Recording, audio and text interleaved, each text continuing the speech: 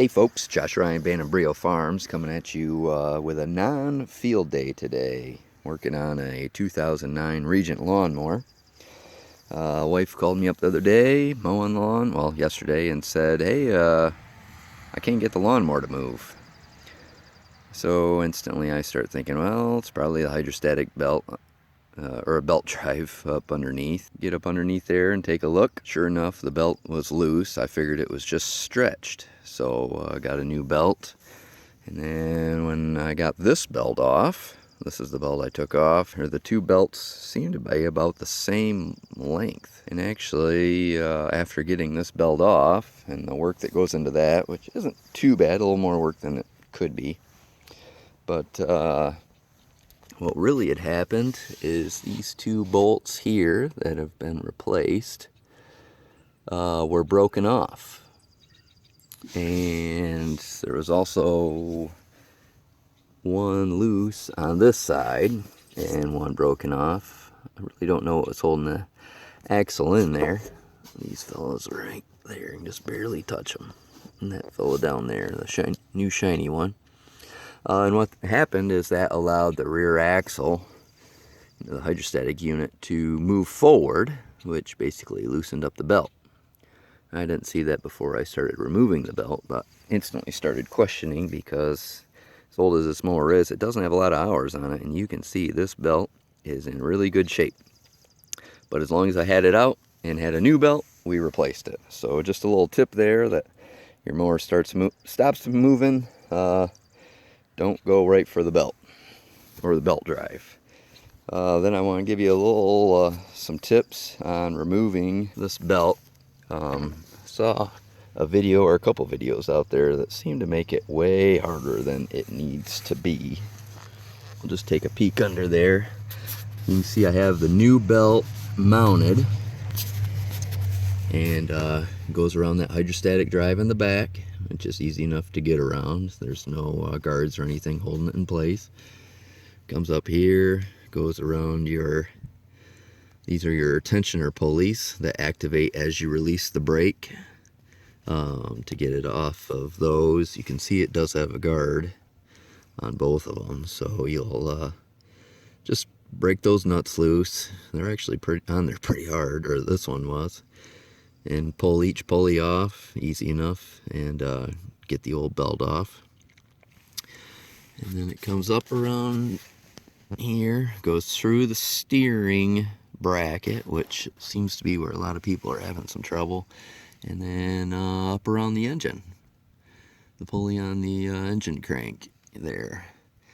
So you can see, and I still have it bent out of the way, but so one little source of difficulty is there is a tab. I mean, it's not bad, but there is a tab that holds the belt on there, and I just bent that out of the way. I'll have to bend that back yet. I haven't done that, but I just got in there with a big screwdriver and bent that back, and then got a hold of it with a pair of channel locks to bend it back far enough to get around the edge of the pulley there. Sorry for the focus, but I think you can see that tab. But yeah, so what people are complaining about is the pain it is to get around the steering gear bracket. Is the fact that the steering shaft goes right through the middle of the belt, right there, and then is fully captured. You got this gear down here, which is not removable. It's fully captured, so you cannot get the belt off the mower without doing something with the steering bracket. And I saw one guy, he had quite the time. He he jacked up the front of the mower, got all the steering bracket stuff loose in the shaft. And the reason he jacked up the mower is he felt it was needed to move this shaft all the way off the unit. I mean, completely pull it right out of the bottom of the mower. And you don't really have to do that. Let me show you where to start. There's just 4 bolts that hold this bracket in place. You got one on each corner. You can see that one easily enough. Another one back in here. Kind of widens out. There you go. Sorry about the glare. And then you got same over on the other side. So you got 1 and 2. You don't have the best of X. I got really lucky that, if, you know, I was able to break them loose, and even though they're not captured on the top, the nuts kind of just spun off. I did have to put like jam a screwdriver in underneath the nut, the face of the nut, to put some pressure on the bolt itself, so I could spin the nut at the same time. Get them off, because 2 of them are underneath the battery cover from up above. But I didn't have to pull the battery or anything, and other guys have been doing that. And I just don't think you have to if you're patient with getting these things off. But anyway, so you pull those nuts off, and at that point the bracket is only held in place by this fella here. So you got to drop that, which is easy enough. And I apologize for putting the covers back on, but I can walk you through.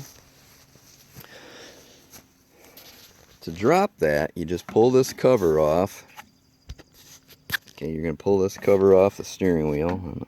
If I had more than one hand, I could do that really. And then there is a nut that's going to hold on your steering wheel. Mine, after getting that nut off, I had to basically, I held my knee underneath, it was jammed down there pretty good, so I held my knee, I pushed up with my knee on one side, one arm on the other side, and then I tapped a hammer on the shaft and just kept doing that, and finally it came loose. But anyway, you'll pull the steering wheel off. Once you get that nut off, it's just a spline shaft. You folks been around steering wheels, it's pretty much similar to every other steering wheel. And then once you have that off, you'll be able to take this plastic cover off. There's just 2 tabs. You can kind of see the edge of one right here. You know, just 2 little tabs, one on the top and one on the bottom, that hold that in place. And that pops off. And then there's a plate right here, right at this base, with a C-clip going around the shaft. And that clip is what holds the shaft up. So one little tip to keep the shaft from falling all the way down, which can make, I think makes it a little bit harder, is once you get the steering wheel off, go ahead and put that nut back on the end of the shaft, and then your shaft will only drop down 6 inches. It just keeps it more secure. It's easier to deal with. But put the nut back on the shaft, so when you pull that C-clip, the shaft can only drop that, I don't know, 6 or so inches, whatever it is. Once that's dropped, you'll come around here to the left-hand side of the mower, because then it'll give you access rather than having to do it up in the mower. But you have this one, you have your tie rod connection here, going from your steer crank or the bell crank on up to the steering arm of your front axle. So once this drops, as it sits there now, you don't have really access to the nut that's on the top. But once you drop this to 6 inches, you know, it'll be hanging out right here. Super easy to get to. And then once that's done, you know, once you drop the steering bracket, sorry for the focus again, folks, the belt can go around both sides of the outside of that bracket. So you no longer have to pull this shaft that was holding stuff in place, right? The belt is going to go up and over the bracket of both sides once you pull that bracket down. The only other thing you have to get through, so I do think on some older mowers, maybe the plug is in a bad spot for unhooking the clutch. On this particular one, I didn't think it was too bad. It's right here.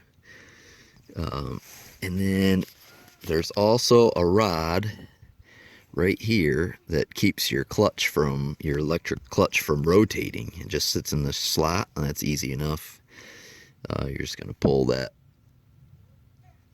this bolt out right here, and then you can drop that out of place.